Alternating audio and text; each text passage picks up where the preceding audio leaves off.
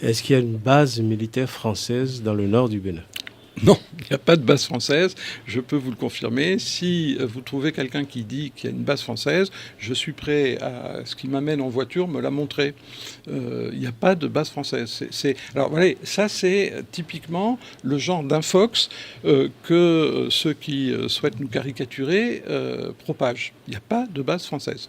Il y a une coopération, un partenariat de sécurité et de défense parce que nous considérons que le Bénin est un pays ami. Nous avons, la France et le Bénin, à faire face tous les deux à un même ennemi, qui est le terrorisme, le djihadisme.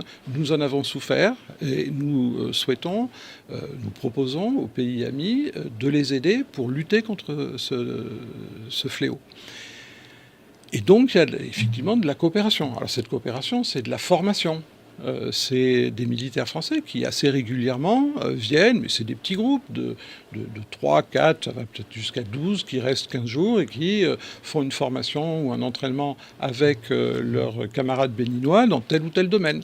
Ces formations, ça peut être aussi des formations dans ce qu'on appelle les ENVR, les écoles nationales à vocation régionale, c'est un réseau d'écoles, il y en a une quinzaine en Afrique, qui sont des écoles en partenariat avec la France où des Africains de tous les pays viennent se former. Alors ici, il y en a une dans le domaine du déminage, par exemple, que vous connaissez, le CPADD.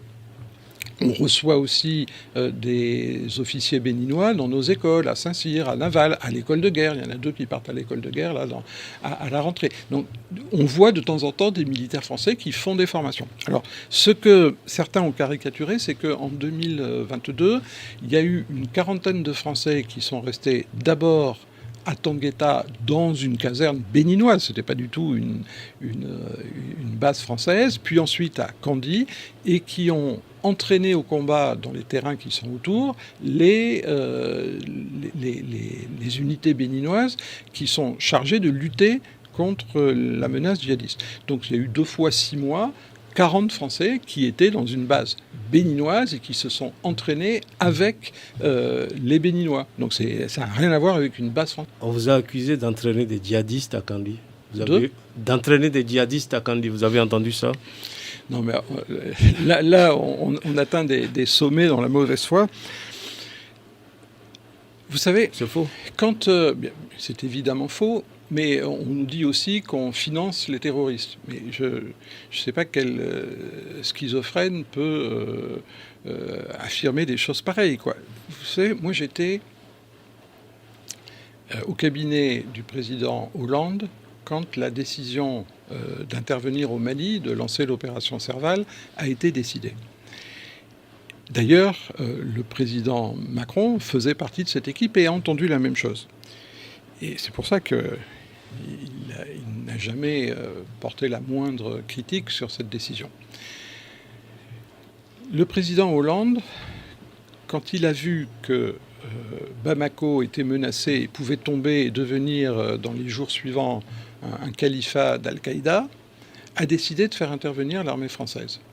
Et il est venu expliquer, nous avions une réunion de cabinet, il y a une quarantaine de personnes dans le cabinet du président de la République en France, il est venu nous expliquer sa décision. Il a expliqué que sa décision était motivée par 2 raisons. La première, c'était de protéger le Mali, le Sahel, le Maghreb et par capillarité l'Europe de l'avancée du djihadisme. Donc c'était une mesure qui intéressait aussi la France. Mais la deuxième, c'est qu'il avait conscience que nous avions à payer une dette de sang.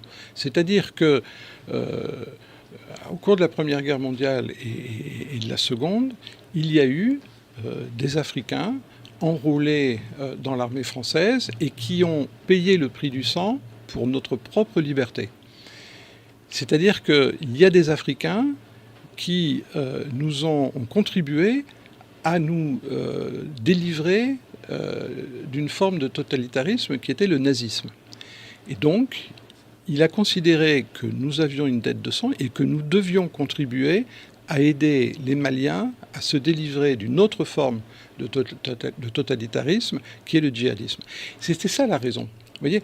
Et donc, et on a perdu une 60aine de jeunes Français qui ont combattu pour justement acquitter cette dette de sang.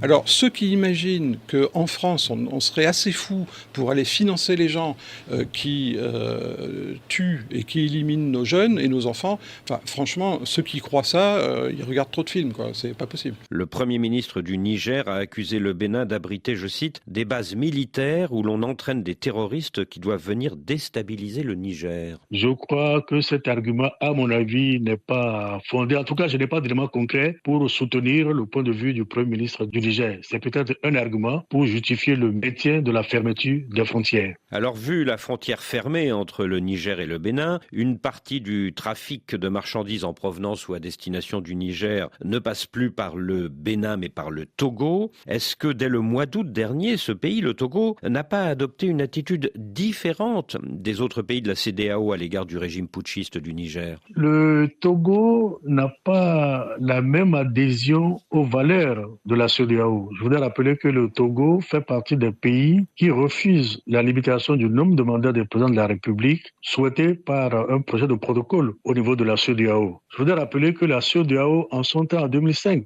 avait également essayé de s'opposer à l'arrivée au pouvoir du président Faure Gnassingbé, ministre des Travaux publics, à la tête de l'État, alors qu'il était prévu dans la Constitution que c'est le président de l'Assemblée nationale qui devait lui succéder. Fambaré Natchaba. Natchaba, qui était président de l'Assemblée nationale. Donc il y a cette frustration, certainement, qui explique cette attitude de complaisance vis-à-vis du Niger de la part du Togo. Est-ce que derrière ce bras de fer actuel entre le Bénin et le Niger, il n'y a pas un autre bras de fer, plus ancien historiquement, entre le Bénin et le Togo? Vous savez que nous avons toujours des difficultés avec le Togo, puisque vous savez qu'une ancienne ministre de la Justice et garde des Sceaux du Bénin, Madougou Rikiat, qui fut conseiller spécial du président Faure, est actuellement en détention pour avoir voulu être candidate à l'élection présidentielle au Bénin. Au Bénin, condamné pour terrorisme par la Cour de répression des infractions économiques et du terrorisme. Et les interventions des présidents togolais, sénégalais, même ivoiriens n'y ont rien fait. Il y a peut-être également cette frustration qui peut justifier ce coup que joue le Togo au Bénin.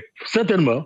La semaine dernière, 2 anciens présidents béninois, Nicéphore Soglo et Boni Yayi, ont été reçus à Niamey par le général Tiani, le numéro 1 du régime militaire nigérien. Cela est-il de bon augure, à votre avis? Qu'il ait accepté de recevoir des anciens présidents de la République est déjà de bon augure. Que les anciens présidents de la République, à la différence de ce qu'ont fait les anciens présidents du Nigeria, n'aient pas exigé le retour au pouvoir de Bazoum, cela permet, à mon avis, de discuter, d'écouter les arguments des uns et des autres et de voir les concessions nécessaires qu'il est possible de faire pour retrouver la quiétude entre les deux États, puisque nous sommes condamnés à vivre ensemble. Et je crois que les anciens présidents Yayi Boni et Nicéphore Dieudonné Soglo ont rendu compte au président Talon des résultats de leur mission. Et je crois savoir qu'il y aura eu l'arrivée certainement d'une délégation du Niger pour que au moins les voies de la négociation soient ouvertes et que les concessions nécessaires puissent être faites afin que les choses redeviennent normales.